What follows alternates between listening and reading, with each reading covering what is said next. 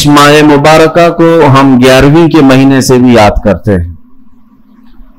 اسلامی مہینہ ہے، مہینے کا نام بہت پہلے سے ہے، لیکن اہل سنت و جماعت کے دل میں سرکار بغداد شہنشاہ ولایت غوث الاعظم دستگیر رضی اللہ تعالیٰ عنہ کی محبت ایسی رچی بسی ہے کہ اس پورے مہینے کو ہم غوث کے مہینے سے یاد کرتے ہیں، اور یہ اللہ والوں سے محبت کی علامت ہے۔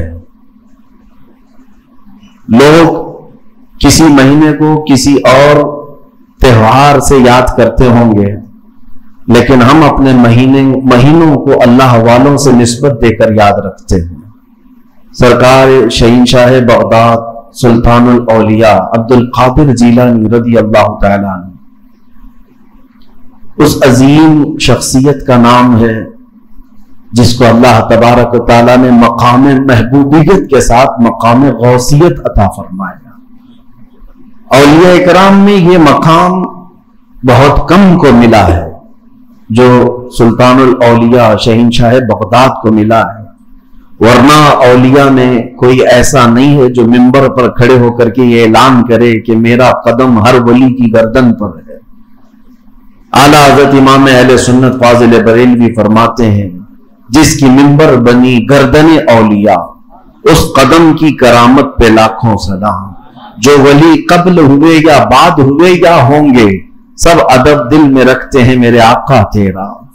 غوث پاک رضی اللہ تعالیٰ عنہ کو اولیاء اکرام میں ایسا ہی مقام حاصل ہے کہ جیسے سورج کو ستاروں پر مقام حاصل ہے۔ آپ کو اللہ تعالیٰ نے بچپن سے علمی شرافت کے ساتھ ساتھ خاندانی شرافت ایسی عطا فرمائی کہ آپ اپنے والد ماجد کی طرف سے حسنی سادات ہیں اور اپنی ماں کی طرف سے حسینی سادات ہیں، یعنی امام حسن مجتبی ان کے دادا ہیں، امام حسین شہید کربلا نانا ہیں، جس کے دادا اور جس کے نانا دونوں جنتی جوانوں کے سردار ہوں، اس نسبت کا عالم کیا ہوگا۔ میرے عزیزوں، گھر کے اندر سادات کے ہاں جو پرورش کا معمول ہوا کرتا تھا، اسی سے اندازہ کر لیں آپ کی ولادت 29 شعبان کو ہوئی تھی اور چاند رات تھی، دوسرے دن کو رمضان شروع ہونے تھا، اور چاند میں اختلاف ہو گیا جیلان میں۔ یہ جیلان ایران کا ایک علاقہ ہے، اس کو گیلان بھی کہتے ہیں، جہاں آپ کی پیدائش ہوئی۔ لوگوں کے دوران شک پیدا ہوا کہ چاند ہوا کہ نہیں ہوا۔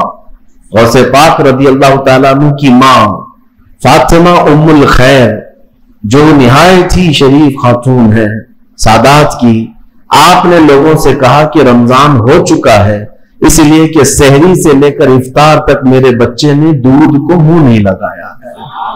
پورے جیلان میں یہ بات مشہور تھی کہ سادات کے گھر میں ایک ایسا بچہ پیدا ہوا ہے جو سحری سے لے کر کے افطار تک اپنے ماں کے دودھ کو تک نہیں پیتا۔ یہ ان ایام کی میں بات کر رہا ہوں کہ ابھی غوث پاک رضی اللہ تعالیٰ عنہ ایک دن کے تھے، یعنی پیدائشی طور پر۔ میں آپ کو یہ بتاؤں کہ آپ سب غوث پاک کو پیران پیر کہتے ہیں کہ نہیں؟ یعنی پیروں کا پیر ہے، اور روشن ضمیر کہتے ہیں، سارے سلسلے وہاں تک جا کر پہنچ جاتے ہیں تو فخر کرتے ہیں۔ غوث پاک سے جس کا سلسلہ ملتا ہے وہ دنیا میں فخر کرتا ہے۔ میں یہ کہتا ہوں کہ پیروں کا پیر پیدا ہوتے ہی روزہ رکھتا ہو، اور اگر کوئی ڈھکوسلا جھوٹا پیر یہ کہتا ہے کہ ہمارے اوپر شریعت نہیں ہے، تو بات یہ یاد رکھ لینا کہ اس کا غوثیت معاف سے کوئی تعلق ہی نہیں ہے۔ وہ شیطان کا مرید ہو سکتا ہے، رسول اللہ تک لے جانے والا راستہ ہرگز نہیں ہو سکتا۔ میرے آقا صلی اللہ علیہ وسلم تک لے جانے والا راستہ وہی ہے جو غوثیت معاف کے راستے سے ہو کر کے چلتا ہے۔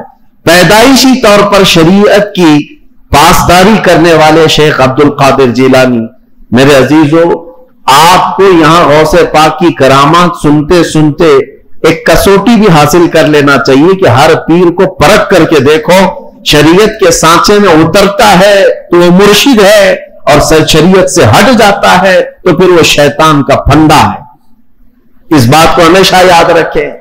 اگر کوئی اپنے گھر میں بیٹھ کر کے کہتا ہے کہ ہمارے لیے نماز نہیں، ہم تصور کی نماز پڑھتے ہیں، ہم تصور کی نماز پڑھتے ہیں، اور ہماری نماز تو مکہ میں ہوتی ہے، مدینے میں ہوتی ہے، تو کھانا یوں کیوں کھاتے ہیں، یہاں کیوں کھاتے ہیں؟ مریدوں کے سامنے تو سب چیزیں چلتی ہیں، اور نماز مکے میں ہوتی ہے، مدینے میں ہوتی ہے، نماز چھوڑ کر بیٹھے ہیں۔ ایک بات یاد رکھ لیں کہ سارا طریقت کا سلسلہ صرف قوالی سننے کا نام نہیں ہے۔ ہاں، اشعار حضور پاک کی محبت میں اور اللہ کی محبت میں سننا یقیناً باعث ثواب ہے، ہم خود بھی سنتے ہیں، لیکن وہ پیر ہی کیسا جسے قرآن پڑھ سننے کے بعد کوئی وجد نہیں آتا، قرآن سننے کے بعد کوئی وجد نہیں آتا، حدیث رسول سننے کے بعد کوئی وجد نہیں آتا، وجد کہاں سے آئے گا سمجھ میں نہیں آتا، اور پھر ڈھول باجے پر تو پھر ہاتھ بھی ہلتے ہیں، پیر بھی ہلتے ہیں، اور پھر اگر کوئی یہ سمجھے کہ یہی مرشد ہے، پیر کامل ہے، تو دھوکے میں ہے، ایسا بندہ دھوکے میں ہے۔ وہ غوث پاک رضی اللہ تعالیٰ عنہ جن کی کرامات بیان کرنے کے ساتھ ساتھ ہم یہ بھی بیان کرتے ہیں کہ 40 سال آپ کے ایسے گزرے ہیں کہ صرف ایک انگور کے دانے سے آپ نے سحری کی ہے اور ایک آدھا گلاس پانی پر آپ نے افطاری کیا ہے، اتنے سال تک روزہ رکھے ہیں، ان میں کئی سال ایسے آئے ہیں کہ پوری رات بھر شیخ عبد القادر جیلانی کھڑے ہو کر کے نماز پڑھتے رہے۔ ان اولیاء کے لیے جن کے مجمع میں 70,000 سے کم کا کبھی مجمع نہیں ہوتا تھا، نماز معاف نہیں ہوئی، روزہ معاف نہیں ہوا، تو آج کے جانور نما کسی ایسے ڈھکوسلے بابا کے لیے نماز کیسے معاف ہو سکتی ہے، یا روزہ کیسے معاف ہو سکتا ہے؟ اس بات کو ہمیشہ ذہن نشین کر لیں، شریعت میرے مصطفیٰ کی ہے، اور نبی پاک صلی اللہ علیہ وسلم کی شریعت سب سے اوپر ہے، اس کے بعد ہی کوئی مقام مل سکتا ہے۔ اسی لیے اعلیٰ حضرت کی بات سنو، فرماتے ہیں بخدا خدا کا یہی ہے در۔ اللہ تک اگر کوئی پہنچنے کی بات کرتا ہے نا تو اسے جانچ کر کے دیکھ لو کہ حضور کے بارے میں کیا کہتا ہے۔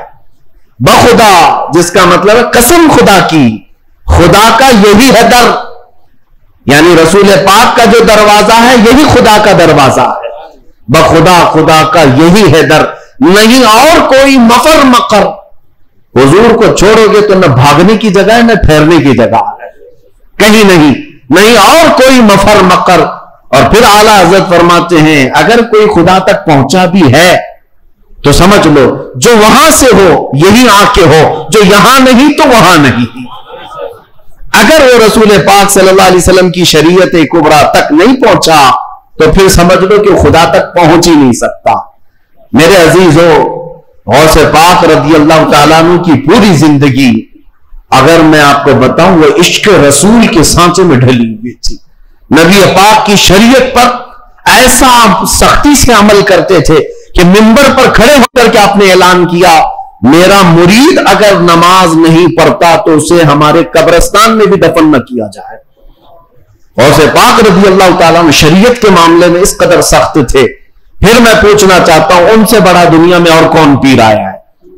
اگر کوئی اپنے مریدوں کو نماز معاف کرا دیتا ہو، روزے معاف کرا دیتا ہو تو یاد رکھ لینا وہ شیطان کا پھندا ہے جو تمہیں نبی کریم صلی اللہ علیہ وسلم کی شریعت سے دور لے کر جاتا ہے۔ سب سے پہلی چیز ہے میرے مصطفیٰ کی شریعت۔ حضور پاک کے طریقے پر اگر کوئی چلا ہے تو اسے ولایت بھی ملتی ہے۔ اللہ کا ولی حضور کی شریعت پر گامزن ہو کر کے ہی چلتا ہے۔ کچھ مجذوب اولیاء ایسے ہیں جن کی عقل فنا ہو جاتی ہے تب ان کے اوپر سے شریعت کا قلم اٹھا لیا جاتا ہے، وہ مستثنا ہیں، وہ الگ ہیں۔ لیکن جتنے اولیاء آئے سب کا رسول پاک صلی اللہ علیہ وسلم کے دربار میں ایسا وسیلہ ہے، ان کی ایسی پہنچ ہے کہ اس کے بعد ہی انہیں ولایت کی منزل ملتی ہے۔ میں ایک بات بتاتا ہوں آپ کو، غوث پاک رضی اللہ تعالیٰ عنہ کے مقام کے متعلق محبوب الہی کا نام سنا ہوگا۔ دلی کے شہنشاہ، دو اولیاء کو محبوب کا نام دیا گیا ہے۔ محبوب، ایک غوث پاک کو محبوب سبحانی اور حضرت نظام الدین اولیاء کو محبوب الہی۔ محبوب اسے کہتے ہیں جس سے اللہ محبت کرتا ہو، سارے اللہ سے محبت کرتے ہیں اور کچھ وہ ہیں جن سے اللہ محبت کرتے ہیں، وہ محبوب ہیں، محبوب الہی کا درجہ بڑا ہے، ان کے بڑے گہرے مرید ایسے فنا فی شیخ امیر خسرو. امیر خسرو کا جب بھی نام آتا ہے تو ایک پیر اور مرید کے درمیان کا گہرا تعلق بتایا جا سکتا ہے. لوگوں کو پڑھنا چاہیے، کس کو مرشد سمجھا جائے طریقت کے راستے میں اور کون پیر ہوتا ہے. امیر خسرو کو پڑھیں تو سمجھ میں آ جائے گی بات. امیر خسرو ایک بار پانی پت گئے ہوئے تھے. پانی پت میں اس وقت بو علی شاہ قلندر رحمت اللہ تعالی علیہ موجود تھے. یہ محبوب الہی کے ہم زمانہ ہیں، اسی زمانے کے. ان کی کرامات کا حال بھی بہت بڑا تھا. امیر خسرو ان کی محفل میں بیٹھے. جمعرات کو ایک بار ان کے یہاں محفل ہوتی تھی بو علی شاہ قلندر کیا. اور محفل میں ہوتا کیا تھا، جب ذکر کی محفل ہوتی اس کے بعد جتنے حاضرین ہوتے بو علی شاہ قلندر سب سے کہتے اپنی اپنی آنکھیں بند کر لو. لوگ اپنی اپنی آنکھیں بند کرتے، وہ سیدھے رسول اللہ کا دیدار کراتے تھے. نبی پاک صلی اللہ علیہ وسلم سامنے بیٹھے ہوئے ہوتے اور بو علی شاہ قلندر ان کے سامنے ہوا کرتے حضور کی. یہ ہر جمعرات کو بو علی شاہ قلندر کی محفل میں ہوتا تھا. امیر خسرو مرید تھے محبوب الہی کے اور گئے تھے بو علی شاہ قلندر کی محفل میں. اور جب دیدار کرائے تو امیر خسرو بھی خوش ہوئے کہ رسول پاک صلی اللہ علیہ وسلم کا دیدار ہوا مجلس میں. لیکن بات اتنی ہوئی، آنکھیں کھولنے کے بعد بو علی شاہ قلندر امیر خسرو کو یوں کہتے ہیں، خسرو میں تو رسول اللہ کی مجلس میں تجھے لے گیا، تیرا پیر تو وہاں کہیں نظر نہیں آیا، تیرا پیر وہاں پر نظر تو نہیں آیا. امیر خسرو کو یہ بات لگ گئی. میں میرا مرشد میرے پیر کا مقام بلند سمجھتا ہوں، لیکن حقیقی بات ہے کہ حضور کے دربار میں جب میں تصور میں حاضری دیا، محبوب یہ بو علی شاہ قلندر بھی تھے اور بھی اولیاء تھے، لیکن میرے پیر تو نظر نہیں آئے. وہ غمگین حالت میں اپنے پیر کے پاس آئے، اپنے مرشد کے پاس. محبوب الہی سے کہتے ہیں آج میں محفل میں گیا اور انہوں نے فارسی ایک کلام لکھا ہے، شب جائے کہ من بودم، بہت مشہور کلام ہے امیر خسرو کا. اس واقعے کے بعد انہوں نے لکھا تھا. پہلے پورا واقعہ کیا ہوا وہ میں بتاتا ہوں. محبوب الہی کے پاس روتے ہوئے کھڑے تھے. بو علی شاہ قلندر نے رسول اللہ کا دیدار کرایا، لیکن ساتھ میں انہوں نے مجھے تانا مارا کہ تمہارا پیر تو محفل میں نظر نہیں آیا. محبوب الہی نے کہا کہ پھر سے جاؤ محفل میں، پھر سے جاؤ محفل میں. بو علی شاہ قلندر کے دیدار ہو رہا ہے اور اچھی بات ہے. کہا آپ نہیں ہیں اس محفل میں کیسے جاؤں. محبوب الہی نے تھپک کر کہا خسرو بو علی شاہ قلندر سے مت پوچھنا، جب وہ دیدار کرائیں رسول اللہ کا تو خود رسول اللہ سے پوچھنا میرا پیر کہاں.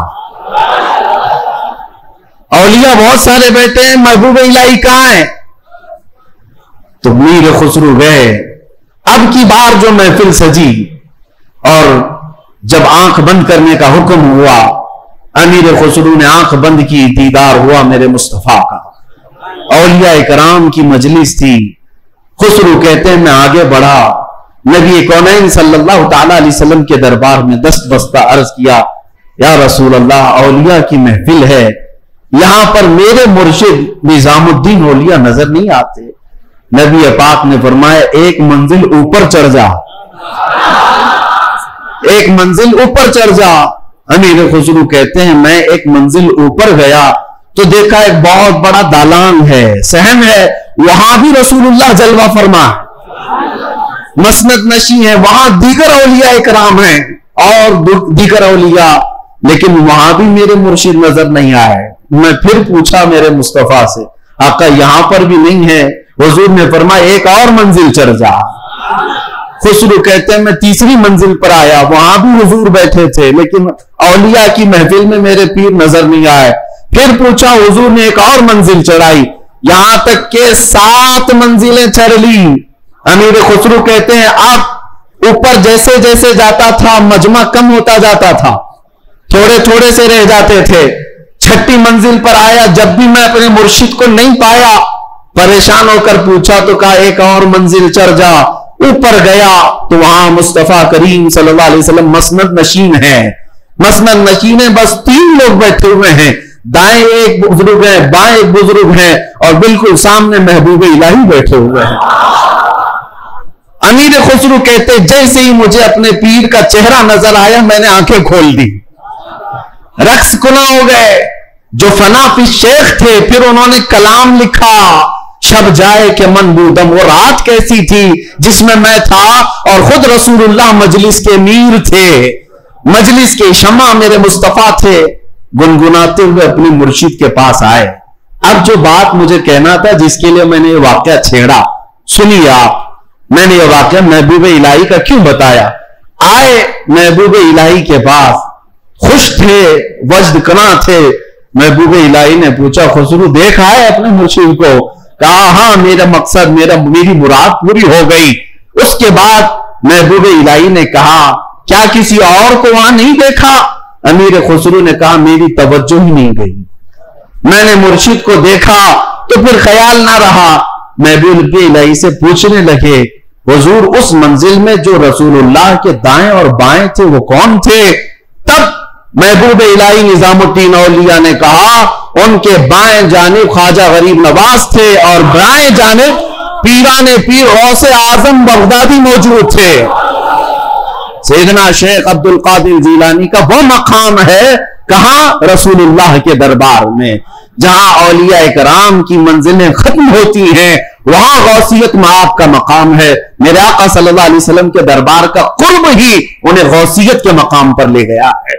میرے عزیزو، بہت سارے لوگ اگر یہ سمجھتے ہیں کہ ان کی بڑی کرامتیں ہیں اس لیے ان کو غوث کا مقام ملا ہے، وہ بہت بڑے عالم تھے، بہت بڑے زاہد تھے، بہت بڑے پرہیزگار تھے، اس لیے غوثیت کے مقام پر پہنچے۔ میں کہتا ہوں یہ ساری جگہ اپنی، یہ سارے مقامات اپنی جگہ پر غوث پاک غوثیت کے مقام پر پہنچے تو عشق رسول کی بنیاد پر پہنچے، میرے مصطفیٰ کریم صلی اللہ علیہ وسلم سے بے پناہ محبت کی بنیاد پر پہنچے۔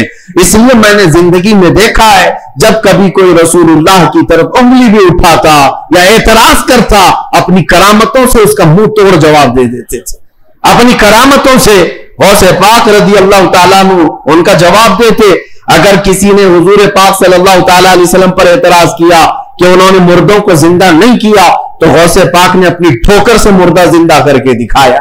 400 سال بعد غوث پاک رضی اللہ تعالیٰ عنہ اعلان کرتے تھے تو رسول اللہ کے بارے میں بات کرتا ہے، میں ان کے بیٹے کے بیٹے کے بیٹے کے بیٹے کے بیٹے 400 سال بعد آیا ہوں اور اللہ نے میرے پاؤں میں یہ طاقت دی ہے کہ قبر کو ٹھوکر لگاؤں تو مردہ زندہ کھڑا ہو جائے، اور جس کی میں نسل سے ہوں وہ اگر کہیں ٹھوکر لگائے پورا قبرستان کھڑا ہو سکتا ہے۔ نبی پاک صلی اللہ تعالیٰ علیہ وسلم کی ذات پر اگر کوئی انگلی اٹھاتا میرے غوث اس کو اپنی کرامت سے جواب دیا کرتے۔ عزیزان گرامی وقار، سلطان الاولیاء غوث پاک رضی اللہ تعالیٰ عنہ سے اپنا رشتہ مضبوط کرو، اپنے اپنے نسبتوں میں قادری پٹا ضرور رہے، قادری نسبت ضرور رہے، اس لیے کہ یہ نسبت ہی ایسی ہے جس پر پوری دنیا فخر کرتی ہے۔ قیامت میں منادی دے گا یہ ندا قادریوں کو، کہاں ہے قادری کر لے نظارہ غوث اعظم کا۔ میری علاج کس کے ہاتھ ہے؟ بغداد والے کے، مصیبت ٹال دینا کام کس کا؟ غوث اعظم کا۔ اس لیے میرے عزیزو، ہم نے غوث پاک رضی اللہ تعالیٰ عنہ کی زندگی پاک میں دیکھا ہے اللہ تعالیٰ نے ان کو تصرف دیا تھا، وہ طاقت عطا کی تھی کہ وہ اللہ کریم کی بارگاہ میں ایسی مقبولیت کے مقام پر تھے کہ خلاف عادت کام ان سے صادر ہوئے۔ خلاف عادت کام جب اولیاء سے ہوتے اسی کو کرامت کہتے۔ بعض لوگ ابھی عقل کے گھوڑے دوڑاتے اور کہتے ایسا کیسے ہو سکتا ہے، یہ سب تو مولانا لوگوں کی بھگائی ہے، یہ جملے بازی ہے۔ ان کو قرآن پاک سے اگر تعلق ہو تو میں بتاؤں۔ اب میں ایک بات آپ سے بتاتا ہوں، غوث پاک کی ایک کرامت جس پر ابھی میں چند دن پہلے سن رہا تھا، کوئی بیچارہ جس کی عقل پر فالج کا اثر ہوا ہے۔ یہ وہ لوگ ہیں جن کو میرے مصطفیٰ کریم صلی اللہ تعالیٰ علیہ وسلم سے بغض ہے، عداوت ہے۔ اور دوسرے راستے پر چل پڑے اور اولیاء اکرام کو چن چن کر کے نشانہ بناتے، جن کا تعلق نجد سے ہے، وہابیت سے ہے، سلفیت نام رکھتے. بہرحال لیکن سوال کرنے والے نے ایک سوال کیا، ارے مولانا آپ سناتے ہیں کہ غوث پاک تو 12 سال کی ڈوبی ہوئی کشتی کو باہر لے آئے، یہ تو خدا کے بھی کام نہیں ہے، اللہ کے بھی کام نہیں، اس سے بڑھ کر کے آپ نے غوث پاک کو بتا دیا. میرے عزیزوں میں آپ کو بتاتا ہوں بات ہوئی کیا تھی. دریا کے کنارے سے آپ کا گزر ہو رہا تھا، ایک بوڑھی عورت کو روتے ہوئے دیکھا. مرید سے پوچھو اس کو کیا بات ہے، کیوں روتی؟ معلوم کیا تو پتا چلا کہ اس خاتون کا اکلوتا بیٹا تھا، بڑے نازوں سے پالا تھا. اس عورت نے شادی کی، بارات آ رہی تھی اور کشتی جو ہے دریا میں غرق ہو گئی، ڈوب گئی، باہر نہ آ سکی. مشہور کرامت ہے غوث پاک کی. تو وہ ڈوب گئی اور اس بوڑھی عورت کا دل تو ماں کا ہے، بیٹے کے یاد میں روز آتی ہے، روتی ہے اور شام واپس چلی جاتی ہے، روز روتی ہے.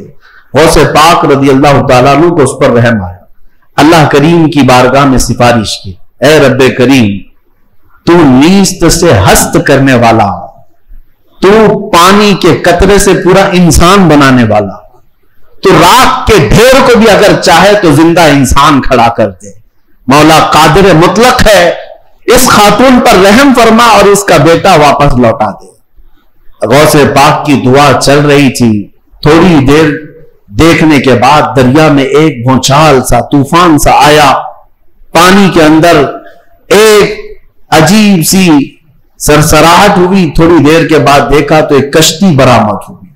غوث پاک نے صرف اس خاتون کے بیٹے کی زندگی مانگی تھی، مگر صدقے میں اللہ نے پوری برات کی زندگی لوٹا دی. پوری برات واپس آ گئی اور وہ خوشی خوشی غوث پاک رضی اللہ تعالیٰ عنہ کا شکر کرتے ہوئے گھر گئے. 12 سال کے بعد مچھلیاں کھا گئی ہوں گی، کشتی کے پرزے ختم ہو گئے ہوں گے، لیکن رب ذوالجلال قادر مطلق ہے. ہم ان لوگوں کو یہی تو کہتے ہیں جو جلا کر کے سمجھتے ہیں کہ اب کوئی نہیں اٹھا سکتا ان کو، راکھ پانی میں بہا کر کے سمجھتے ہیں کہ اب ان کا حساب کتاب نہیں ہو سکتا. ہر عقل کے اندھو، جس رب ذوالجلال نے ایک نطفے سے تمہارا پورا انسانی شکل بنایا ہے، تم 1000 بار جلا کر راکھ کر دو، رب ذوالجلال قادر مطلق ہے، وہ دوبارہ زندہ فرمائے گا حساب لینے کے لیے. تو کشتی دوبارہ واپس آئی. غوث پاک رضی اللہ تعالیٰ عنہ کی اس کرامت پر ایک دو نہیں ہزاروں لوگ اسلام میں داخل ہوئے تھے، ہزاروں لوگ اسلام میں داخل ہوئے. اب جو صاحب ہیں انہوں نے کہا کہ ایسا کیسے ہو سکتا ہے، ایسا کیسے ہو سکتا ہے. ہر جگہ اگر تم عقل کے گھوڑے دوڑاؤ گے تو یہی سوال کرو گے ایسا کیسے ہو سکتا ہے. اگر تمہاری عقل میں بات نہیں آتی تو سمجھ لو اسی کو کرامت کہتے ہیں، اسی کو کرامت کہتے ہیں. تم اور ہم بھی کر سکتے تھے تو پھر غوث کی کرامت کا مطلب ہی کیا ہے؟ تم بھی غوث ہوتے، ہم بھی غوث ہوتے. کرامت ہے جو عقل میں نہیں آئے گی. اور قرآن سے اگر دلیل مانگتے ہو، سنو، سلیمان علیہ السلام نے اپنے دربار میں ایک بار اعلان کیا تھا، کون ہے جو سبا بلقیس کا تخت یہاں پر لے آئے گا؟ سلیمان علیہ السلام فلسطین میں بیٹھے ہوئے ہیں اور سبا بلقیس کا تخت یمن میں ہے. یمن اور فلسطین میں 1000 کلومیٹر سے زیادہ کا فاصلہ ہے. ایک جن کھڑا ہوا، کہا اللہ کے نبی میں لے آتا ہوں. پوچھا کتنی دیر میں؟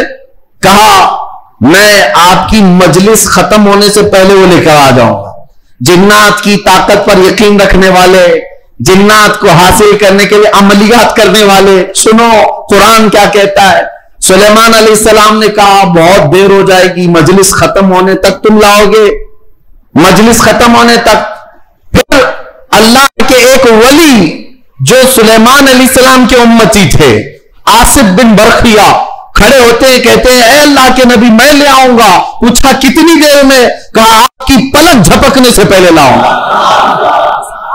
آپ کی، یہ قرآن کے الفاظ ہیں، قرآن کے، قال الذی عنده علم من الکتاب انا آتیک بہ قبل ان یرتد الیک طرفک.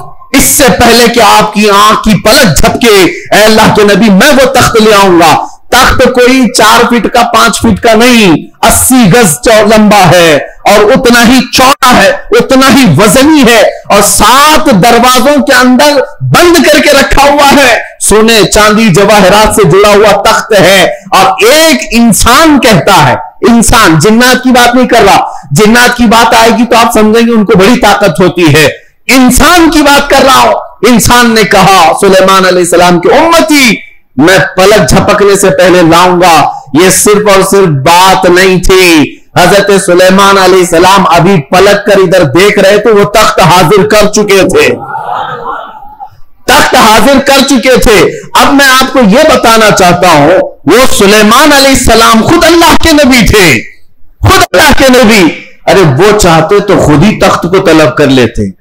اس قرآن کے واقعے کا مطلب مجھے یہ سمجھ میں آتا ہے، اللہ کے نبی نے دنیا کو یہ بتانا چاہا، جو نبی کے قدموں میں بیٹھتا اس کی طاقت کا یہ ہے، نبی کی طاقت تو بہت دور، اور یہ بھی بنی اسرائیل کے نبی، بنی اسرائیل کے نبی سلیمان علیہ السلام، ان کے امتی کی طاقت کا حال یہ ہے، تو پھر سید الانبیاء محمد رسول اللہ، ان کی امت کے عام اولیاء کی بات نہیں کر رہا ہوں، شیخ عبد القادر جیلانی جن کا قدم نبی کی گردن پر ہے، وہ 12 سال کی کشتی واپس لے آئے تو تعجب کی بات نہیں، بلکہ ہم سمجھتے ہیں قرآن اس کرامت کو بالکل عینی طور پر بیان کر رہا ہے۔ عزیزان گرامی، میں دنیا کی یا دنیا کے نقشے قدم پر چلنے والے، ہر چیز کو تھیوری اور پریکٹیکل پر آزمانے والے اور سائنس کی دنیا میں چلنے والے، ان کو کہتا ہوں آئنسٹائن نے کہا ہے۔ آئنسٹائن کا نام تو بہت لوگوں کو اچھی طرح سے یاد ہوگا، اس کی تسبیح بھی پڑھتے ہوں گے، الحمدللہ ہم غوث پاک کی تسبیح پڑھتے ہیں۔ اب اسی آئنسٹائن کی بات کر رہا ہوں، جس نے یہ کہا ہے کہ میں نے کائنات کو دیکھنے کی کوشش کی، سنو، کائنات کو دیکھنے کی کوشش کی، اور چاند تک اور سورج تک اور بہت سارے مقامات تک دیکھنے کی رسائی حاصل کر لیا، اور اس نے کہا کائنات کا جو کنارہ، ایک کنارہ میں نے دیکھا، اس کے لیے وہ کہتا ہے 2 کروڑ نوری سال لگ جائیں گے، 2 کروڑ نوری سال۔ نوری سال کس کو کہتے ہیں پتہ ہے؟ یہ جو سال ہمارے چل رہے ہیں، یہ سال صبح ہوتی ہے 6 بجے صبح ہوئی، شام میں 6 بجے سورج ڈوبا، آرام سے دن چل رہے ہیں، نوری سال اس کو نہیں کہتے۔ نوری سال 1 منٹ میں 1,80,000 کلومیٹر کا سفر کرتا ہے، 1 منٹ میں 1,80,000 کلومیٹر کا سفر طے ہو جاتا ہے نوری سال میں۔ اس طرح 1 منٹ کی بات کر رہا ہوں، 1 منٹ کی، اس طرح کے 2 کروڑ سال لگ جائیں گے کائنات کو دیکھنے کے لیے۔ یہ کون کہہ رہا ہے؟ آئنسٹائن کہہ رہا ہے، جس کے پیچھے تم لوگ آگے پیچھے جس کو قبلہ بناتے ہو، سنو، 2 کروڑ نوری سال لگ جائیں گے کائنات کے کنارے دیکھنے کے لیے، کائنات کی ساری چیزیں دیکھنے کے لیے۔ اور آؤ شہنشاہ بغداد کے دربار میں، کہتے ہیں نظرت الی بلاد اللہ کخردلۃ علی حکم اتصالی، میں اللہ کی پوری کائنات کو ایسے دیکھتا ہوں جیسے اپنے ہتھیلی میں رائی کے دانے کو دیکھتا ہوں۔ تمہارے سارے آلے، تمہارے سارے کمپیوٹر 2 کروڑ سال میں بھی وہاں نہیں پہنچ سکتے جب شہنشاہ بغداد کی ایک نگاہ پہنچتی ہے۔ ہاں، میرے غوث نے فرمایا نظرت الی بلاد اللہ جمعا کخردلۃ علی حکم اتصالی، میں اللہ کے پورے شہروں کو، کائنات کو ایسے دیکھ رہا ہوں جیسے اپنے ہتھیلی میں رائی کے دانے کو دیکھ رہا ہوں۔ عزیزان گرامی وقار، الحمدللہ ہمارے پاس فخر کرنے کے لیے بہت کچھ ہے، بہت کچھ ہے۔ غوثیت معاذ کی نسبت میں ہی اعلیٰ حضرت کو مجدد بنایا ہے، اعلیٰ حضرت کو مجدد بنایا ہے، اور امام اہل سنت فاضل بریلوی اسی نسبت پر فخر کرتے ہیں۔ دیکھا جائے تو امام اہل سنت اعلیٰ حضرت نے تقریباً 1000 سے زیادہ کتابیں لکھ ڈالی ہیں، 55 علوم پر اللہ نے مہارت تام عطا کی ہے، اور بہت سارے شاگردوں کی کھیت تیار کی ہے۔ امت پر ایک بہت بڑا امتیوں پر احسان ہے، لیکن ساری چیزیں اپنی جگہ پر، قرآن کا ترجمہ کیا ہے، فتاوی رضویہ شریف ہے، بارگاہ مصطفیٰ میں ہدایت بخشش ہے، بہت سارے کام ہیں.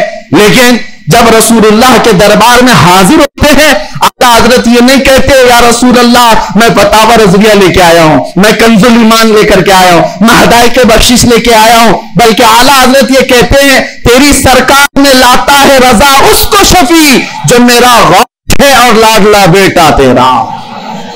نسبت کے لیے بھی بارگاہ مصطفیٰ میں اعلیٰ حضرت نے اگر کسی بات پر فخر کیا ہے تو غوثیت کی نسبت پر فخر کیا ہے. یا رسول اللہ تیری سرکار میں لاتا ہے رضا اس کو شفیع جو میرا غوث ہے اور لاڈلا بیٹا تیرا. یقیناً میرے عزیز و کرامات سنانے کا وقت جمعہ کے چھوٹے وقت میں نہیں ہوتا، ورنہ میں بہت ساری چیزیں سناتا. الحمدللہ غوثیت معاب شہنشاہ بغداد پیر پیرا امیر میران، جس کی نسبت الحمدللہ چھوٹوں کو بڑا بنا دیتی ہے اور ادنا کو اعلیٰ بناتی ہے. الحمدللہ ابھی ابھی حاضری سے میں آیا اور حاضری کے بعد دل میں یہ احساس ہوتا ہے.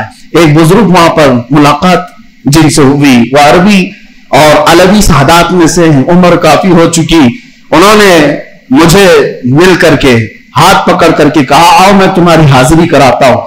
غوث پاک رضی اللہ تعالیٰ عنہ کے دربار میں تقریباً 55 سال سے، اور بڑی ان کی یعنی بڑے معاملات ہیں. بہرحال میں مختصر ہی عرض کرتا ہوں کس لیے میں بات کہہ رہا ہوں. انہوں نے کہا غوث پاک رضی اللہ تعالیٰ عنہ ہر حاضر ہونے والے کو کچھ نہ کچھ دے کر بھیجتے ہیں، اور اللہ کریم تمہارے مستقبل میں بہت کچھ تجھے عطا کرے.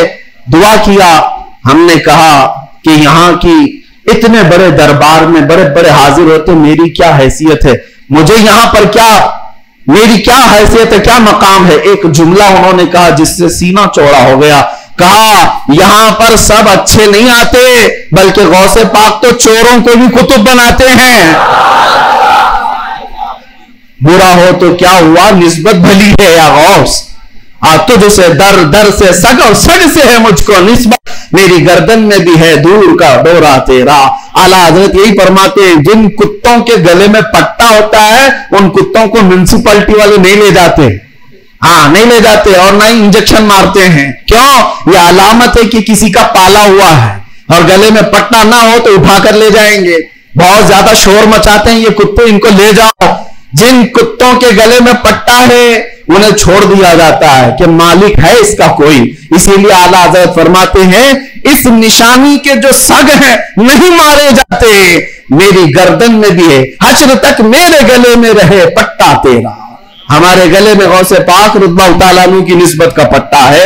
انشاءاللہ العزیز کوئی اور دوسرا ہمیں اچک نہیں لے جائے گا، اتنا یقین ضرور ہے، اتنا یقین ضرور ہے. اور مجھے ایک بات یہ بھی یاد آئی کہ ایک صاحب نے کہا، وہ دوسرے ملک کے ہیں، ہمارے پڑوسی ملک کے ہیں، اور انہوں نے کہا کہ ہمارے ہاں حالات تو سب اپنے حساب کے ہیں، پھر بھی بہت ساری چیزیں ڈر لگتا ہے، سہمتے ہیں. آپ ایسے نرغے میں ہیں پھر بھی بول رہے ہیں، اچھی بات ہے. ایسی جگہ پر آپ ہیں جہاں کے حالات ہم دور سے سنتے ہیں، بڑے ڈینجر ہیں لیکن بول رہے ہیں. میں نے کہا آپ نے سنا نہیں اعلیٰ حضرت نے کیا فرمایا؟ اعلیٰ حضرت نے یہ فرمایا کیا دبے جس پہ حمایت کا ہو پنجہ تیرا. ایسا آدمی کیوں ڈرے گا، ایسا آدمی کیوں ڈرے گا جس پر پنجہ غوث پاک کا ہوگا. کیا دبے جس پہ حمایت کا ہو پنجہ تیرا، شیر کو خطرے میں لاتا نہیں کتا تیرا. غوث پاک کا جو کتا ہے وہ شیر کو بھی پرواہ نہیں کرتا. الحمدللہ ہم غوث پاک کے دربار کے کتے ہونے پر فخر کرتے ہیں. ہمیں اس بات پر کوئی وہ نہیں ہے. الحمدللہ ہماری نسبت ہے دربار غوث سے، اور وہ اس لیے بھی کہ ایک دو نہیں. میں آپ کو بتاؤں اہل حدیث جماعت وہابی جماعت کے سب سے بڑے عالم جس کی پیروی میں یہ لوگ پوری آسمان زمین سے زمین آسمان سے ملاتے ہیں، شیخ ابن تیمیہ. شیخ ابن تیمیہ نے اپنے کتاب میں لکھا ہے اہل حدیث جماعت کے سب سے بڑے امام کہتے ہیں کہ میں نے اپنی زندگی میں اتنی کرامات کسی کی نہیں دیکھی جتنی شیخ عبد القادر جیلانی کی. ارے تمہارے گھر سے بھی بات آ رہی ہے میرے غوث کی، ہر گھر سے بات آ رہی ہے. کیوں؟ اس لیے کہ سورج نکلتا ہے تو سب کو پتا چلی جاتا ہے، سب کو پتا چلتا ہے. اچھے خاصے لوگ بھی بول پڑتے ہیں کہ دن ہو چکا ہے، دن ہو چکا ہے، سورج سے دشمنی ہے تو ٹھیک ہے، لیکن بولنا تو پڑے گا کہ دن نکلا ہوا ہے، دن نکلا ہوا ہے۔ غوث پاک کی کرامات ایسی ہیں جیسے سورج نکلا ہوا ہے۔ میرے عزیزوں، ایک صاحب ہے، اب ہماری محبت کس بات سے ہونی چاہیے؟ غوث پاک رضی اللہ تعالیٰ عنہ ہماری محبت اس لیے بھی ہے، کئی اولیاء کرام نے یہ باتیں لکھی بھی ہیں، فرماتے ہیں ان کے غوث پاک رضی اللہ تعالیٰ عنہ کے ایک مرید بھی ہیں، وہ تقریباً 14 اونٹوں پر شکر کے تھیلے لے کر کے سفر کر رہے تھے، سامان تجارت لے کر جا رہے تھے۔ رات کو ایک جنگل میں انہوں نے پڑاؤ کیا اور رات وہاں گزاری، تو جیسی ہی رات گزاری، خطرناک جنگل تھا، ان کے 4 اونٹ سامان سمیت غائب ہو گئے اور بھاری ان کا نقصان تھا، بڑا سامان تھا۔ وہ صبح غمگین بیٹھے ہوئے تھے، انہوں نے کہا کہ ایسے وقت میں اب قافلہ بھی چل پڑا، میں اپنے اونٹوں کو ڈھونڈوں تو اس خوفناک جنگل میں کہاں ڈھونڈوں گا؟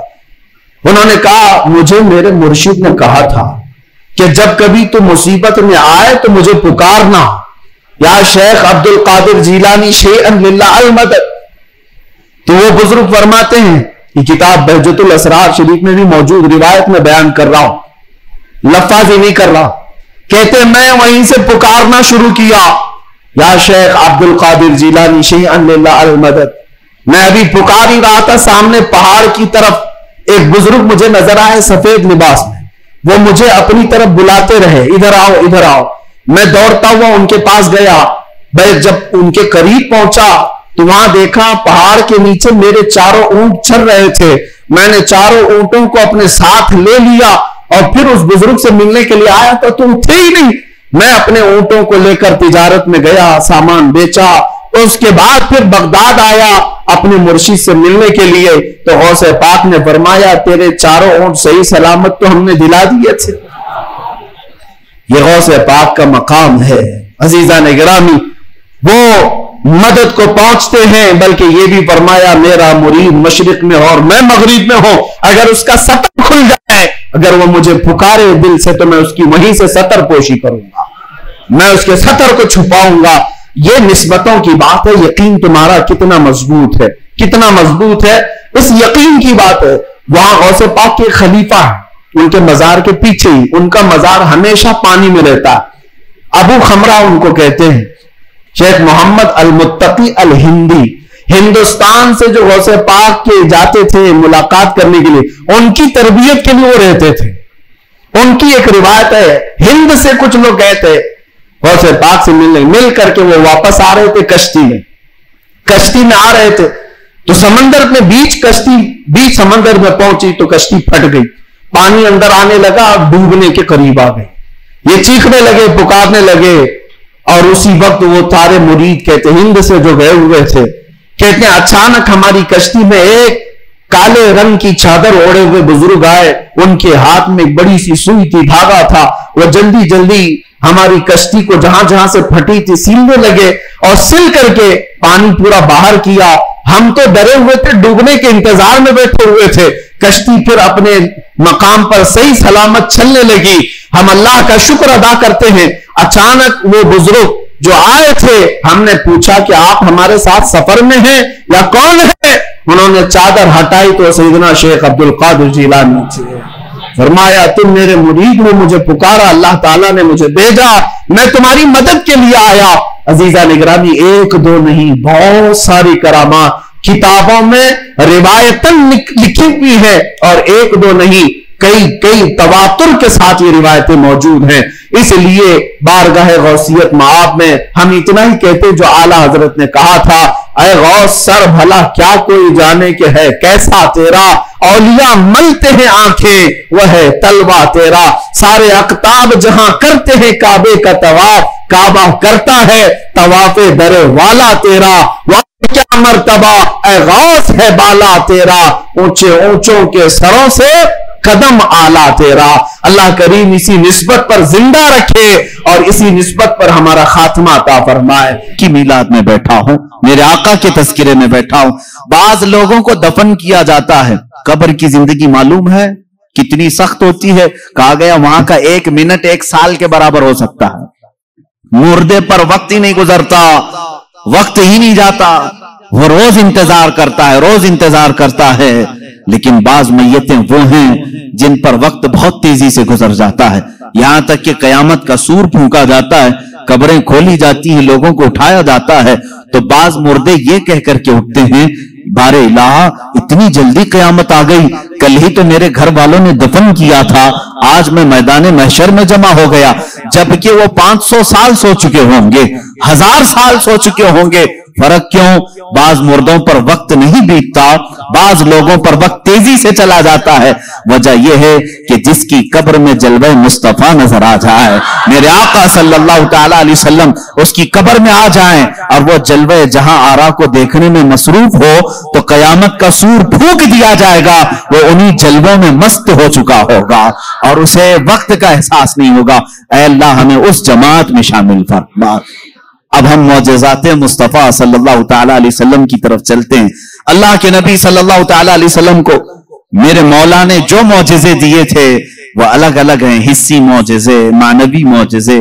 आप सल्लल्लाहु तआला अलैहि वसल्लम का सबसे बड़ा मौजज़ा क्या है, मैं उसको आखिर में अर्ज करता हूं, लेकिन एक बात याद रखें, हुजूर की पूरी जिंदगी मौजज़ा है, सब पूरी जिंदगी मौजज़ा है। आपके जो बयानात हैं वो हदीसें और मौजज़ा हैं। हुजूर पाक सल्लल्लाहु तआला अलैहि वसल्लम का चलना फिरना उठना बैठना सब मौजज़े की शक्ल में है, इसलिए कि इस तरह की चीजें आम आदमी कर नहीं सकता। जो ये दावा करे कि मैं हुजूर के बराबर हो सकता हूं, मुआज़ल्लाह रब्बिल आलमीन, उसको आज हमारा बयान जरूर सुनना होगा। मौजज़ाते मुस्तफ़ा सल्लल्लाहु तआला, एक एक चीज हुजूर सल्लल्लाहु तआला अलैहि वसल्लम की जिंदगी पूरी कायनात को आज भी चैलेंज कर रही है, आजिज करके रखी है। तू कौन सी खेती से निकलकर बराबरी का दावा करता है? हुजूर अकरम सल्लल्लाहु तआला अलैहि वसल्लम की जात सुतूदा सिफात, अल्लाह के नबी सल्लल्लाहु तआला अलैहि वसल्लम के बचपन की बात लेते हैं, आज पैदा हुए, मीलाद मुक़द्दस है और जमाने रसूल सल्लल्लाहु तआला अलैहि वसल्लम में यानी विलादत के जमाने में मक्का का माहौल था कि बच्चे परवरिश के लिए दायाओं के पास दे दिए जाते थे। वजह यह थी कि बच्चा शहर की गहमा गहमी से दूर रहे, उसकी जुबान महफूज रहे। देहात वालों की जुबानें वहां अच्छी होती थी, अरबी, और शहर में होता यह था कि हर जगह के लोग मक्का में आते थे, मिक्स न हो जाए। तो मक्का वाले खास तौर पर अपने बच्चों की जुबान की हिफाजत के लिए शुरू के चंद दिन किसी दाया के पास रखते थे। रसूल करीम सल्लल्लाहु तआला अलैहि वसल्लम जब पैदा हुए, ये वही जमाना है जब बनु साद कबीले की दाया औरतें, एक कबीला है जिस कबीले की सारी खवातीन बच्चों को पालती थी और 2 साल के बाद ले जाती तो भारी मुआवजा मिलता था, उजरत मिलती थी, वो पैसों पर दूध पिलाती थी। इसी एतबार से बनु साद कबीले की खवातीन मक्का में आई। उन्हीं खवातीन में एक हलीमा सादिया भी हैं। वो कहती हैं जब मक्का पहुंचे मेरी ऊँटनी लंगड़ी थी, जिसकी वजह से मैं ताखीर से पहुंची। सारी औरतें मक्का में जो नौमौलूद बच्चे थे सबके पास गईं और उनसे भावताव किया, मुआवजा तय किया और बच्चे ले ली। हजरत हलीमा सादिया कहती हैं मैं ताखीर से पहुंची, तकरीबन बच्चे जा चुके थे, एक बच्चा बाकी था, वो आमीना का दुर्रे यतीम था। मैं वहां आई, मैंने देखा और उसके बाद पूछा कौन है इस बच्चे का सरपरस्त। कहा बच्चे की विलादत से 6 माह पहले ही इसके वालिद का विसाल हो चुका है। हलीमा कहती है मैं छोड़कर बाहर चली आई। मैं निकल आई कि बाप है नहीं बच्चे का, मैं अगर दूध पिला भी दूं 2 साल के बाद मुझे उजरत देगा कौन, कौन मुआवजा देगा? वो कहती है फिर पूरा मक्का छान मारी, लेकिन अब कोई बच्चा नहीं मिला। शाम हो गई थी, शोहर साथ में था।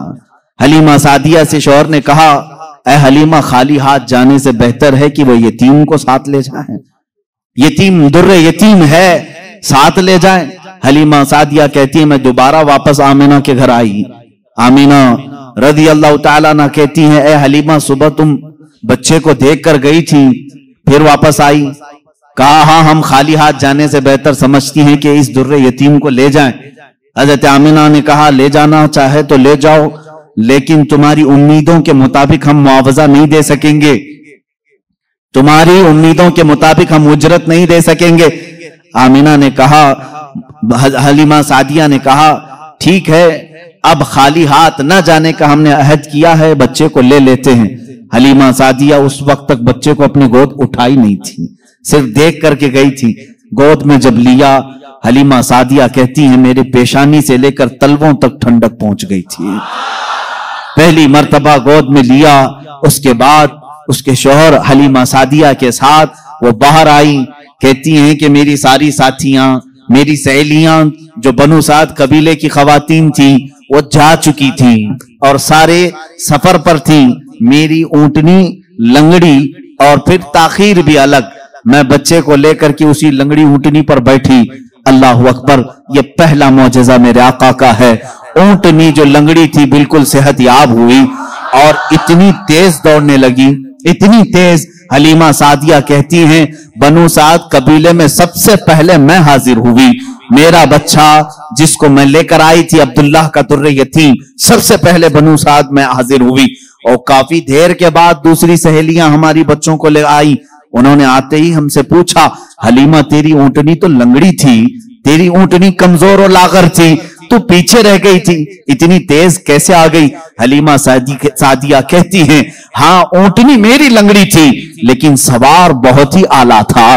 जैसे ही ये बच्चा इस ऊंटनी पर सवार हुआ, न जाने इसमें ताकत कहां से आई, सबसे पहले मैं हाजिर हुई।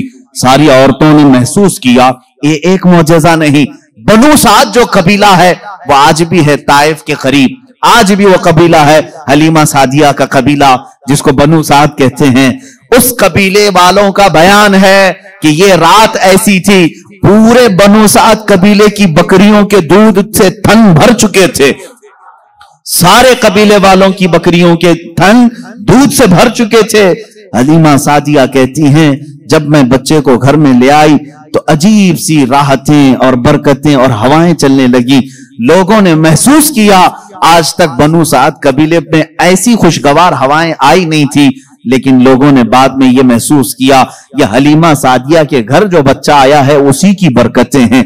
एक के बाद दीगरे लोगों ने मौजिज़े देखे भी।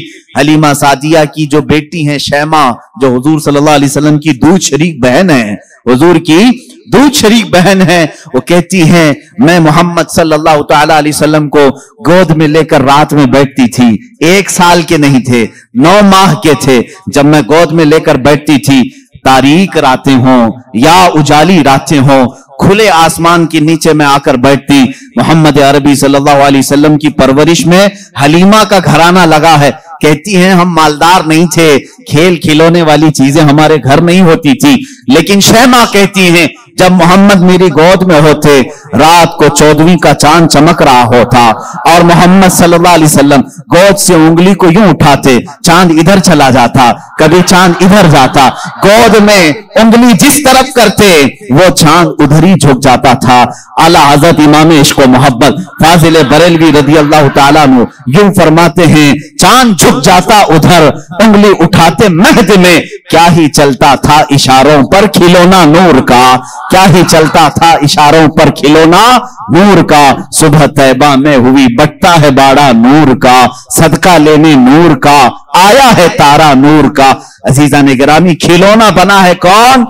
जिससे पूरी दुनिया आज तक खेल ना सकी, वो मोहम्मद अरबी सल्लल्लाहु अलैहि वसल्लम का खिलौना बना है।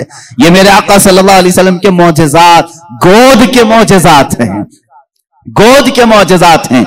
अब मैं यहां पर एक बात ये बताना चाहता हूं, उन लोगों के जहन को मैं साफ करना चाहता हूं जो लोग ये कहते हैं हुजूर सल्लल्लाहु तआला अलैहि वसल्लम 40 साल के बाद नबी बनाए गए, 40 साल के बाद नबी बनाए गए। बहुत सारे लोगों ने किताबों में भी लिख दिया। मेरे अजीज बात को समझा करो, नबी बनाए गए ये जुमला तवज्जो, और हमारा अकीदा ये है 40 साल के बाद हुजूर ने अपने नबी होने का ऐलान फरमाया। नबी बनाए गए अलग चीज है, वो नबी कब बनाए गए थे ये खुद रसूल पाक से पूछो, आप कब नबी बनाए गए थे? इनकी किताबों से नहीं पूछेंगे, हम हुजूर से पूछते हैं। मेरे आका फरमाते हैं कुन्तु नबिय्यन व आदम बैनल माई व तीन, मैं तो उस वक्त भी नबी था जब आदम को पानी और मिट्टी में गूंधा जा रहा था। आदम अलैहिस्सलाम के خمیر کو گوندھا جا رہا تھا اس وقت بھی میں نبی تھا، یہ اللہ کے حبیب صلی اللہ علیہ وسلم نے فرمایا. اور یہ لوگ کہتے ہیں 40 سال کے بعد نبی بنائے گئے. اچھا چلو ٹھیک ہے، اس حدیث کو اگر نہیں مانتے، معجزہ کب دیا جاتا ہے؟ معجزہ کب دیا جاتا ہے؟ جب نبی اپنی نبوت کو ظاہر کر دے، اسے لوگوں کو قائل کرنا رہتا ہے، ایمان کی طرف بلانا ہوتا ہے، اپنی حقانیت کی دلیل پیش کرنی ہوتی ہے، تب نبی معجزہ دکھائے گا. یہاں محمد عربی صلی اللہ علیہ وسلم گود میں جو معجزے دکھا رہے ہیں، حلیمہ سعدیہ کے گھر جو معجزے دکھائے جا رہے ہیں، تمہارے قول کے اعتبار سے 40 سال کے بعد نبی ہوئے تھے نا، تو معجزے تو 40 سال بعد دکھنا چاہیے. حلیمہ سعدیہ کی گود میں جو معجزے دکھ رہے ہیں، اس سے پتا چلتا ہے وہ پیدائشی نبی تھے. اعلان کا حکم 40 سال کے بعد اللہ نے دیا. وہ نبی نبوت لے کر کے دنیا میں آئے. عزیزان گرامی، یہ معجزات کی ابتدا حلیمہ سعدیہ کے گھر سے ہوئی، اور اس کے بعد ایک دو نہیں کئی معجزے. حلیمہ سعدیہ رضی اللہ تعالیٰ عنہا کی بیٹی شیمہ کہتی ہیں 2 سال کی عمر سے پہلے ہی حضور پاک صلی اللہ تعالیٰ علیہ وسلم عام انسانوں کی طرح بڑے نہیں ہوئے ہیں. 9 مہینے کی عمر میں تو آپ تیر چلاتے تھے اور برابر نشانے پر، اور کبھی آپ نے ہکلا کر کے بات نہیں کی جیسے بچے تتلا کر ہکلا کر بات کرتے ہیں. اللہ کے حبیب صلی اللہ علیہ وسلم نے جب گفتگو فرمائی، نہایت فصیح عربی میں گفتگو فرمائی. فرماتی ہیں کہ ایک بھی ایسا ٹوٹا ہوا جملہ محمد سے ہم نے سنا نہیں. یہ حضرت حلیمہ سعدیہ فرماتی. عزیزان گرامی، شیمہ کہتی ہیں 1.5 سال کی عمر میں میرے ساتھ محمد صلی اللہ علیہ وسلم بکریاں چرانے کے لیے آ جاتے تھے. بکریاں چرانے کے لیے آتے تھے. وہ کہتی ہیں جب بکریاں چرانے کے لیے محمد صلی اللہ علیہ وسلم جاتے تھے، جنگل میں یا صحرا میں جہاں پر بھی معاملہ، وہ کہتی ہیں میں ایک آدھ بکری کو لے کر جاتی، لیکن محمد صلی اللہ علیہ وسلم کے ساتھ ساری بکریاں ہوتی. فرق یہ تھا کہ میں دھوپ میں چرا رہی ہوتی، لیکن ہمیشہ محمد صلی اللہ علیہ وسلم پر بادل کا ایک ٹکڑا سایہ بنا رہتا تھا، ہمیشہ چھاؤں رہتی تھی، کبھی دھوپ براہ راست ان کے رخساروں کو نہیں مارتی، ان کے رخساروں پر نہیں پڑتی. یہ حضرت شیمہ کہتی ہیں، حلیمہ سعدیہ کی بیٹی کہتی ہے ایک دن ایسا ہوا، محمد عربی صلی اللہ تعالی علیہ وسلم 1.5 سال یا 2 سال کی عمر کے آس پاس ہیں. اچانک 2 لوگ آئے اور ان کو کوئی پہچانتا نہیں تھا. محمد عربی صلی اللہ تعالی علیہ وسلم کو انہوں نے ایک درخت کے نیچے لٹایا اور ان کا سینہ چاک کر دیا حضور پاک صلی اللہ علیہ وسلم کا. وہ گھبرائی ہوئی بھاگتی ہوئی اپنی ماں کے پاس آئی.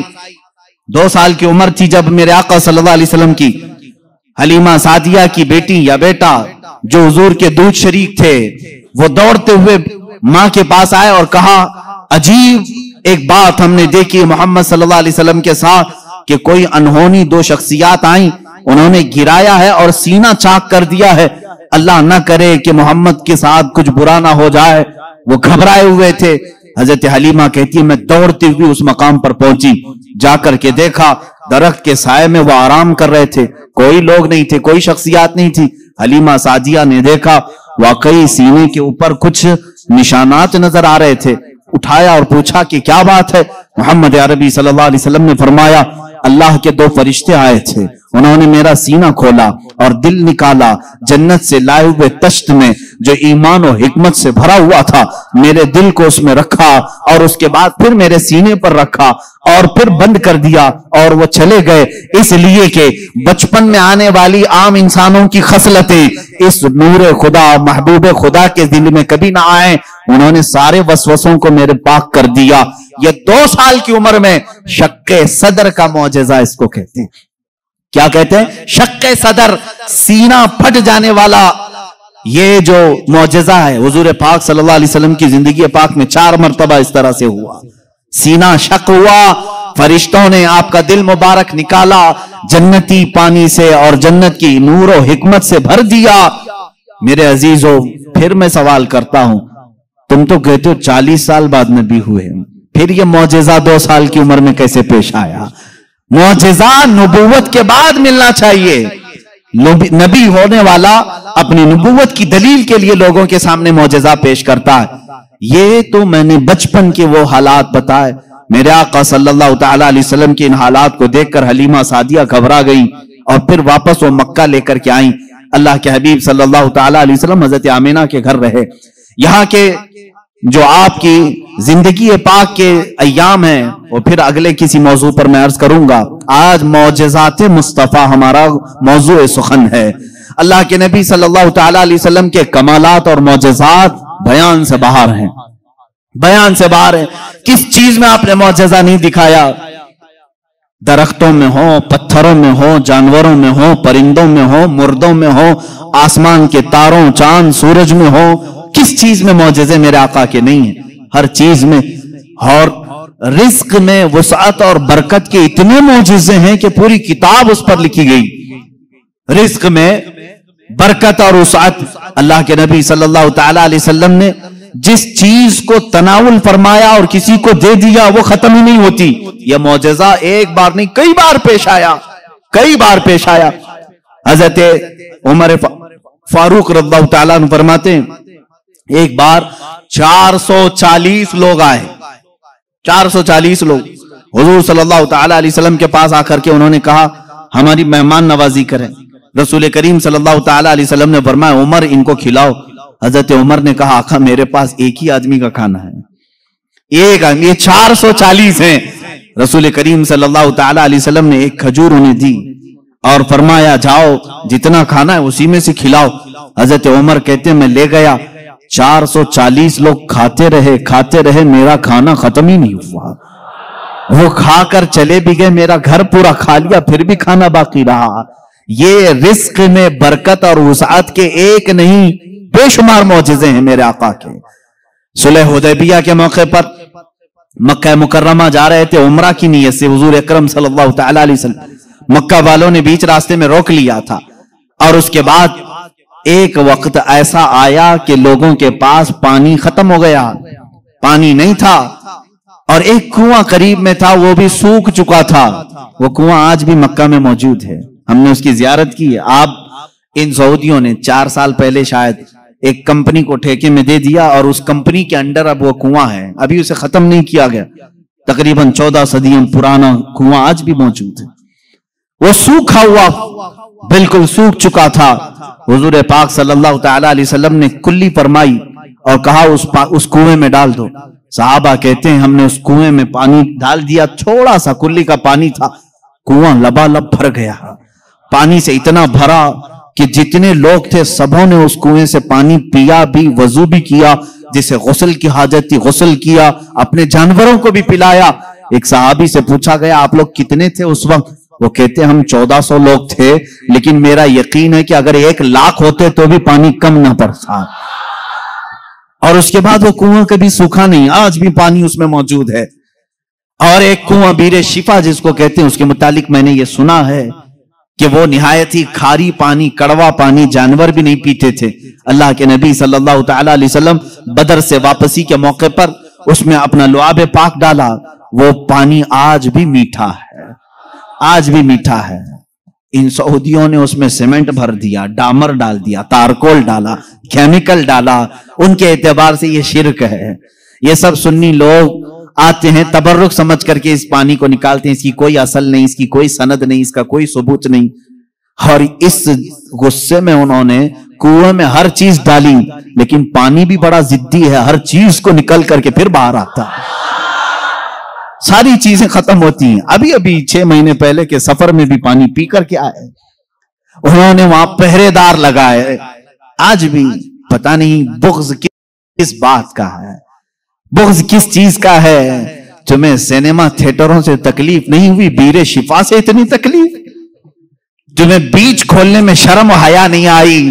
مصطفیٰ کریم صلی اللہ تعالی علیہ وسلم کے عشاق اور محبت کرنے والے اگر تاریخ کی کسی چیز کو دل و جان سے یقین کے ساتھ عمل کرتے ہیں اور انہیں شفا بھی ملتی ہے تو ان کے پیٹ میں درد کیوں ہوتا ہے؟ حیرت کی بات ہے. عزیزان گرامی وقار، ایک بات، ایک فارمولہ تو مجھے سمجھ میں آتا ہے، ہر آدمی اپنے بڑوں کی روش پر چلتا ہے، ہر آدمی اپنے آقاؤں کو ضرور خوش کرتا ہے. الحمدللہ ہم ان تبرکات پر مر مٹتے ہیں، جان دیتے ہیں، اس لیے کہ ہمارے آقاؤں کا تبرک ہے. اور یہ ہر اس چیز کو مٹانے کی کوشش کرتے ہیں، اس لیے کہ یہ بھی اپنے آقاؤں کی نسل میں سے ہیں۔ یہودی ہمیشہ چاہتے تھے کہ نام مصطفیٰ مٹا دیا جائے، ہمیشہ چاہتے تھے، تورات میں کھرچ کھرچ کر کے نام نکالے انہوں نے، لیکن اعلیٰ حضرت فاضل بریلوی رضی اللہ تعالیٰ عنہ نے یہ فرمایا، تو گھٹائے سے کسی کے نہ گھٹا ہے نہ گھٹے، جب بڑھائے تجھے اللہ تعالیٰ تیرا، مٹ گئے مٹتے ہیں مٹ جائیں گے آدھا تیرے، نہ مٹا ہے نہ مٹے گا کبھی چرچا تیرا۔ حضور پاک صلی اللہ تعالیٰ علیہ وسلم کی کوئی چیز تم تاریخ سے نہیں مٹا سکو گے۔ بہرحال رزق میں برکت اور وسعت کے بے شمار معجزات ہیں۔ ایک بار تو کمال کی بات ہے، مقام زورا پر حضور پاک صلی اللہ تعالیٰ علیہ وسلم تشریف فرمائے، یہاں صحابہ کہتے ہیں ہمارے پاس پانی پھر ختم ہو گیا، پانی کچھ بھی نہیں تھا، نہ کنواں قریب میں تھا، کنواں تھا تو کلی فرمائی، کنویں کا پانی باہر آیا۔ حضرت موسیٰ علیہ السلام کا معجزہ یاد ہوگا آپ کو، آپ نے لکڑی سے پتھر پر مارا ایک مرتبہ، 12 چشمے باہر نکلے، قرآن پاک میں ہے، قرآن نے فرمایا فَانْفَجَرَتْ مِنْهُ 12 عَيْنًا، 12 چشمے پانی کے نکلے تھے، اور اس لیے کہ ان کی امت میں 12 قبیلے تھے، 12 قبیلوں کے لیے 12 چشمے نکل گئے۔ کس چیز سے موسیٰ علیہ السلام نے مارا؟ اپنے عصا سے۔ کس پہ مارا؟ پتھر پہ، پتھر سے 12 چشمے نکلے۔ مصطفیٰ کریم صلی اللہ تعالی علیہ وسلم سفر میں، صحابہ تشریف لائے، شکایت کی پانی کی، اللہ اللہ میں یہاں پر عقیدے پر قربان جاؤں صحابہ کے، ان سے کیوں نہیں کہتے پانی برسانا پانی دینا اللہ کا کام ہے؟ وہ صحابہ حضور کے پاس بار بار کیوں آ جاتے تھے؟ کھانا نہیں ہے تو حضور کے پاس، پانی نہیں ہے تو حضور کے پاس، بیماری ہے تو حضور کے پاس، اس لیے کہ انہی صحابہ کا عقیدہ بریلی کے امام نے لیا ہے، جن کا کہنا تھا شافی و نافی ہو تم، وافی و کافی ہو تم، درد کو کر دو دوا، تم پہ کروڑوں درود، آنکھ عطا کیجئے اس میں ضیاء دیجئے، جلوہ قریب آ گیا تم پہ کروڑوں درود۔ وہ مانگنے کے لیے آتے تھے میرے آقا صلی اللہ علیہ وسلم کی بارگاہ میں، اور جنہوں نے کہا رسول اللہ سے مانگنا حرام ہے، معاذ اللہ رب العالمین، ان کو اللہ تعالیٰ نے ایسوں کا محتاج بنایا، در در کی ٹھوکریں کھاتے ہوئے آج بھی ذلیل و خوار ہے۔ اسی لیے میرے امام نے کہا ہے جو تیرے در سے یار پھرتے ہیں، در بدر یوں ہی خار پھرتے ہیں، در بدر یوں ہی خار پھرتے ہیں۔ ہمیں فخر ہے اس بات پر، ہم محتاج ہیں تو مدینے کے تاجدار کے، رسول کریم صلی اللہ تعالیٰ علیہ وسلم سے مانگیں گے، اس لیے مانگتے ہیں کہ رب ہے موتی یہ ہے قاسم، رزق اس کا ہے کھلاتے یہ ہیں، رزق اس کا ہے کھلاتے یہ ہیں۔ ہم خالق سمجھ کر، ہم رسول اللہ کو رازق سمجھ کر نہیں جا رہے ہیں، بلکہ وہ رزاق حقیقی کے نائب ہیں۔ اسی لیے اعلیٰ حضرت فاضل بریلوی نے فرمایا ہے کہ رب ہے موتی یہ ہے قاسم، رزق اس کا ہے کھلاتے یہ ہیں، بخدا خدا کا یہی ہے در، نہیں اور کوئی مفر مخر، جو وہاں سے ہو یہیں آ کے ہو، جو یہاں نہیں تو وہاں نہیں، یہ اعلیٰ حضرت نے فرمایا۔ بہرحال رسول کریم صلی اللہ تعالیٰ علیہ وسلم کے پاس اب صحابہ آئے پانی کی شکایت لے کر کے، پانی یہاں پر بھی نہیں ہے۔ حضور پاک صلی اللہ علیہ وسلم نے فرمایا کنواں بھی قریب نہیں، تالاب بھی قریب نہیں، پتھر بھی قریب نہیں۔ ایک صحابی سے کہا کہ برتن کچھ ہے تمہارے پاس؟ کہا ایک برتن میں اتنا پانی ہے کہ یا تو پی سکتا ہوں یا تو وضو کر سکتا ہوں۔ حضور پاک صلی اللہ علیہ وسلم نے فرمایا وہی لے آؤ، برتن کو قریب رکھا اور اپنا دست مبارک اس میں رکھا۔ صحابہ فرماتے ہیں ہر انگلی پاک سے پانی کے چشمے جاری تھے، جیسے فوارے نکلتے ہیں، فاؤنٹن جس طرح ہوتے ہیں، حضور پاک صلی اللہ تعالی علیہ وسلم کی انگلیوں سے چشمے نکلنے لگے۔ پھر امام اہل سنت فاضل بریلوی فرماتے ہیں انگلیاں ہیں فیض پر، ٹوٹے ہیں پیاسے جھوم کر، انگلیاں ہیں فیض پر، ٹوٹے ہیں پیاسے جھوم کر، ندیاں پنجاب رحمت کی ہیں جاری، واہ واہ۔ پنجاب رحمت کی، پنجاب رحمت کا مطلب پنجاب جو ہمارا ہے اس کو اس لیے پنجاب کہتے ہیں، 5 ندیاں ہیں وہاں پر۔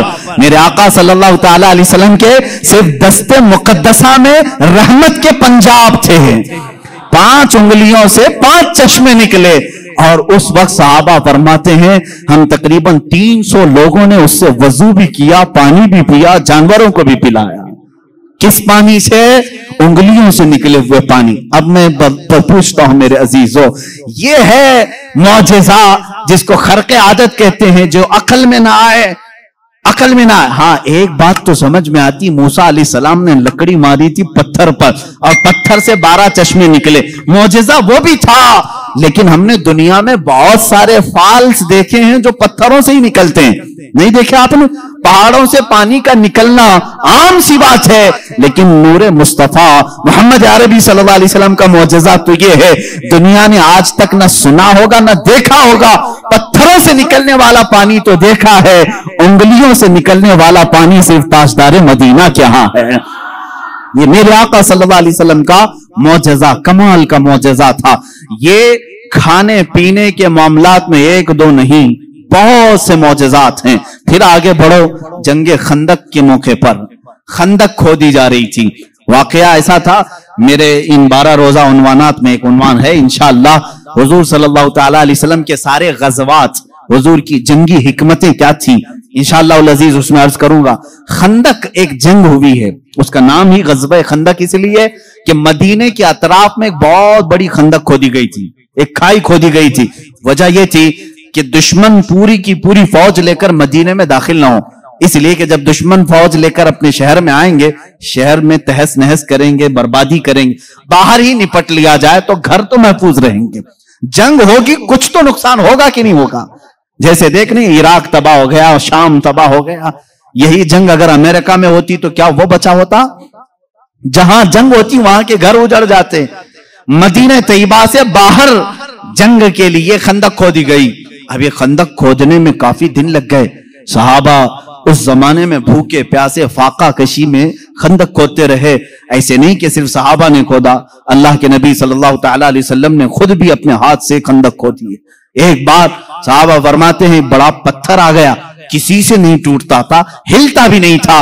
उस वक्त रसूल करीम सल्लल्लाहु अलैहि वसल्लम को उन्होंने खबर दी, अल्लाह के हबीब सल्लल्लाहु तआला अलैहि वसल्लम तशरीफ लाए। मेरे अजीजों, मेरे आका का एक मौजज़ा ये भी था, जितने सहाबा थे उनके पास जितनी ताकत थी, सबसे ज्यादा ताकत मेरे मुस्तफा के पास भी थी। हुजूर पाक सल्लल्लाहु तआला अलैहि वसल्लम ने अपने जमाने के नामवर पहलवान अबू दुजाना या कुछ और नाम है मैं भूल रहा हूं, हुजूर सल्लल्लाहु तआला अलैहि वसल्लम ने उसके साथ कुश्ती लड़ी, जिसको पूरे अरब ने कभी नहीं पछाड़ा था। 3 मरतबा हुजूर पाक ने उसको पीठ लगा दिया था।